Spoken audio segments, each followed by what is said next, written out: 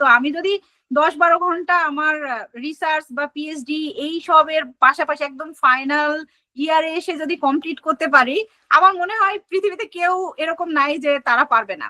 শুধুমাত্র ওই যে বললাম যে ইচ্ছা শক্তি থাকলেই আপনি পারবেন, ডেফিনেটলি পারবেন। ইভেন আমার অনেকগুলো স্টুডেন্টও পাস করছে এনক্লেক্সে, ওদের সাথে আমার 2-1 জনের সাথে কথাও হতো, তো ওরাও বলতো যে ম্যাডাম আমরা পারছি, so why not you. Definitely আপনি পারবেন। সেটা হচ্ছে চিল থাকা, এত কঠিন ভাবে না নেওয়া।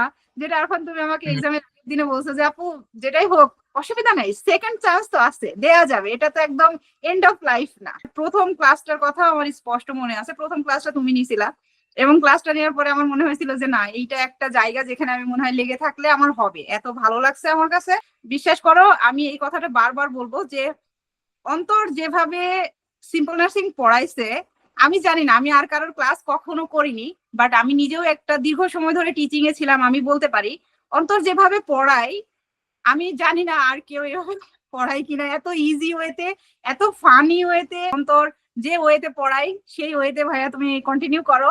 We love you, we love the way you teach us, so ওইটাই ধরে রাখো, বেস্ট, দা বেস্ট। তো আমার স্টাডি ম্যাটেরিয়াল হিসেবে শুরুই হচ্ছে সিম্পল নার্সিং দিয়ে। প্রত্যেক দিনই আমার রিসার্চ রিলেটেড কাজই করতে হয় প্রায় 7 থেকে 8 ঘন্টা সিনসিয়ারলি, এবং তারপরে আমি প্রত্যেকদিন ম্যানেজ করছি হচ্ছে 3 থেকে 4 ঘন্টা এনক্লেক্সের জন্য পড়া। এই জিনিসটা আমার জন্য সব থেকে বড় চ্যালেঞ্জ ছিল, যে সবকিছু ব্যালেন্স আউট করা। আর তোমাদের হচ্ছে যে ফেসবুক পেজটা আছে, আমি চিন্তা করব যে তোমরা আরো তোমাদের যে জিনিসগুলো ম্যাটেরিয়াল গুলো আছে, অবশ্যই তোমাদের জায়গা থেকে যতটা পারা যায়, যাতে আমাদের অল ওভার বাংলাদেশের সব স্টুডেন্ট অ্যাক্সেস পায়, এরকম কিছু ফ্রি ম্যাটেরিয়ালস যাতে আমার স্টুডেন্ট বা যারা আছে আমার ফেলো স্টুডেন্ট, তাদের কথা চিন্তা করে যেন তোমরা একটু বেশি বেশি শেয়ার করো।